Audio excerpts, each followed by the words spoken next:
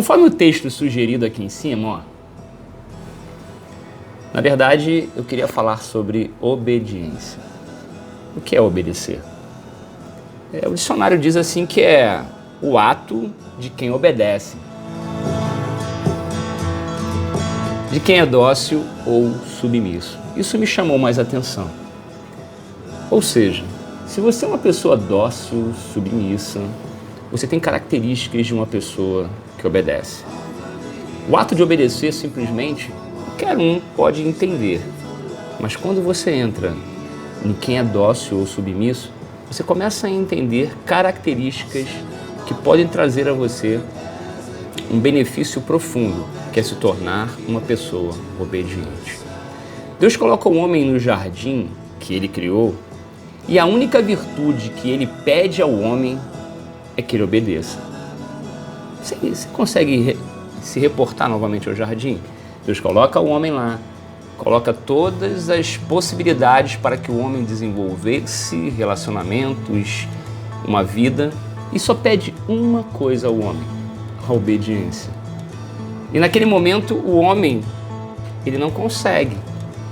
E você começa a observar que Deus coloca ele lá e essa virtude que ele pede ao homem, o homem falha. Assim como talvez eu e você estejamos falhando, não é? O reino de Deus se move e se estabelece por princípios. Assim como no jardim, hoje, ele estabelece princípios para que você e eu consigamos acessar esse reino que talvez seja invisível aos nossos olhos naturais.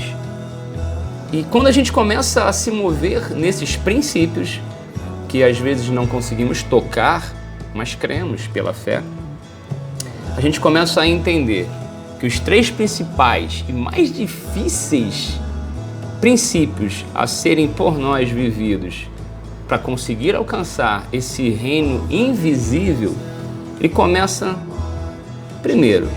Vamos lá. Renúncia. Difícil, né? Segundo, perdoar. E o terceiro, e que consegue juntar esses dois primeiros, é obedecer. Se você não consegue obedecer, dificilmente você vai conseguir renunciar ou perdoar.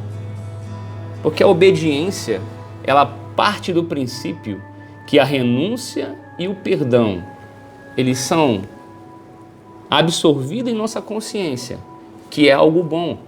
Ora, se eu não consigo perdoar e nem renunciar, é porque eu não consegui obedecer.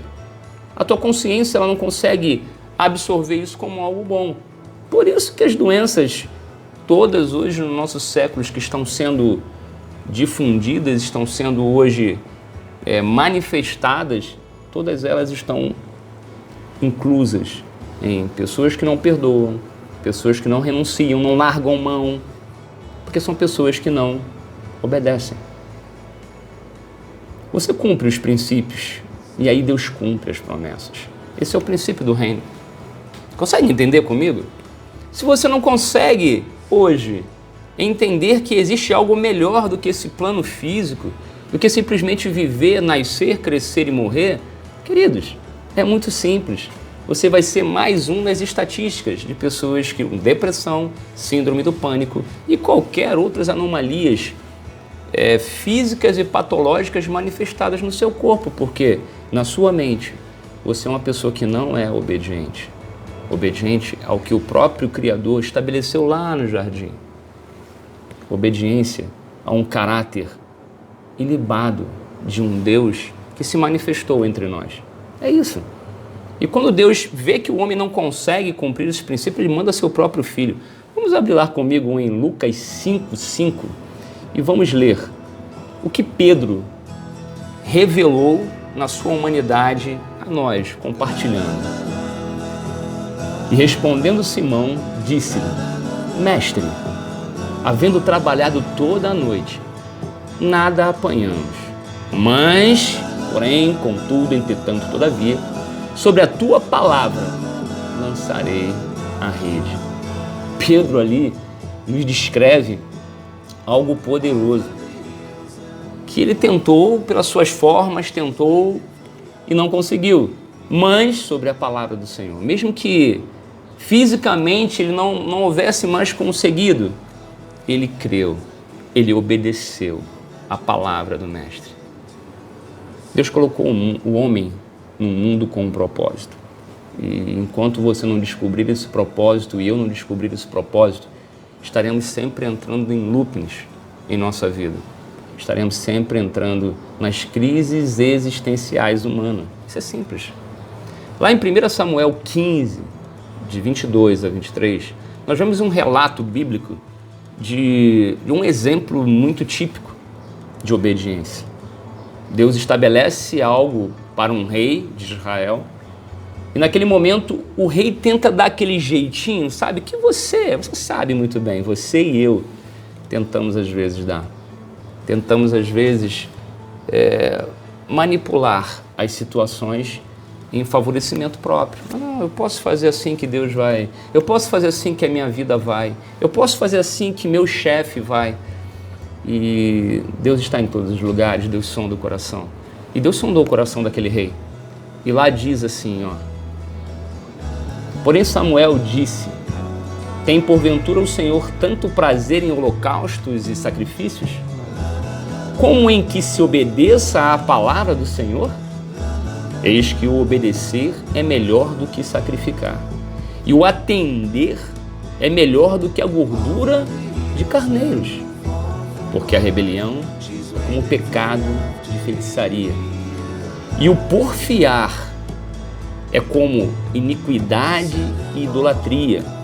Porquanto tu rejeitastes a palavra do Senhor, ele também te rejeitou a ti, para que não sejas rei. E aí tu pode pegar também o texto, palavra rebelião, associar a feitiçaria, que é o texto proposto por nós lá no início, e porfiar. Talvez você saiba o que é porfiar. Eu fui buscar lá e tentar entender um pouquinho, fala que é contender, competir, discutir calorosamente. Ora, se você já tem em sua mente que o Senhor é o Senhor da tua vida, se você já entregou o seu coração para Ele, se você já disse que Ele é o teu Senhor e você faz parte desse reino dEle, para que você está contendendo? Para que você está falando assim aguerridamente, calorosamente, discutindo ideologias, discutindo a sua forma de entender as coisas ou interpretar? Obedecer é ser manso, submisso. E quando você começa a entender isso, você começa a manifestar o que aquele rei, naquele texto bíblico, começou a manifestar. Dar o jeitinho, tentar falar para Deus que existem outras formas, senão o caminho da obediência. Obedecer é ouvir e praticar. A obediência tem que ser natural, queridos. Não adianta. Não adianta você querer forçar. Não adianta você querer dizer às pessoas que você é aquilo que você não é. Você não consegue obedecer. O Senhor, Ele conhece o teu coração e conhece o meu coração. Comece a ser verdadeiro com Ele. Sabe por quê? Porque a obediência forçada é a desobediência oculta. É isso. Eu vou repetir para você. A obediência forçada é a desobediência oculta. Lá em 2 Coríntios 12, 10, a revelação que o apóstolo Paulo nos traz é tremenda, sensacional. Vem comigo e reflita no que o apóstolo Paulo diz na sua carta à igreja de Coríntios.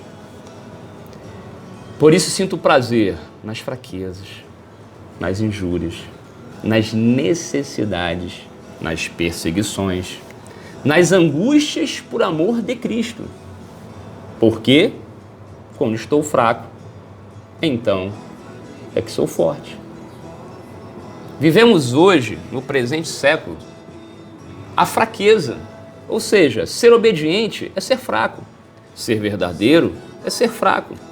Ser simples é ser fraco. Ser uma pessoa submissa é ser fraco. Conclusão: a obediência é só para os fortes. E quando você entender isso, e quando isso entrar no seu coração, você vai ver que tudo aquilo que o apóstolo Paulo entendeu tem a ver com a sua e com a minha vida.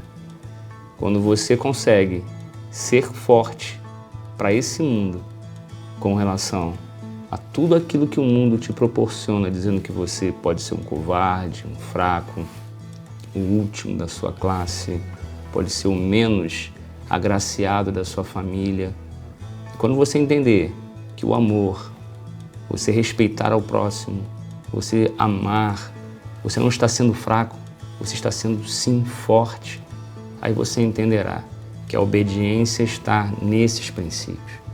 Que Deus possa te abençoar, abrir o seu entendimento, abrir a sua mente de uma forma que você seja preenchido com toda a sorte de informação dos céus. Que Deus abençoe grandemente. Em nome do Senhor Jesus. Amém e amém. Seja obediente, queridos.